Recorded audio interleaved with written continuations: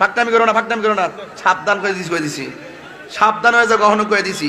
তাহিরি কখনো নরম কখনো গরম, ফটনীতি করো না। আজকে দেখতেছি লেখাপড়া কিতা করো, তুমি কোন ক্লাসে পড়ো? হ্যাঁ, সেকেন্ডে পড়ো। এ বি সূত্রটা কো, এ বি সূত্র বলো, বীজগণিত।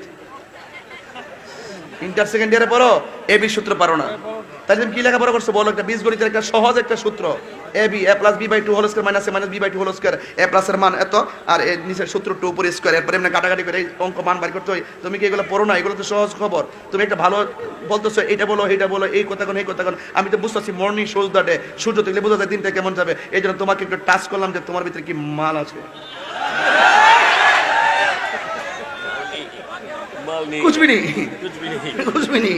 বুঝতে পেরেছো বাবু? লেখাপড়া করবা, পড়ার মতো পড়ো।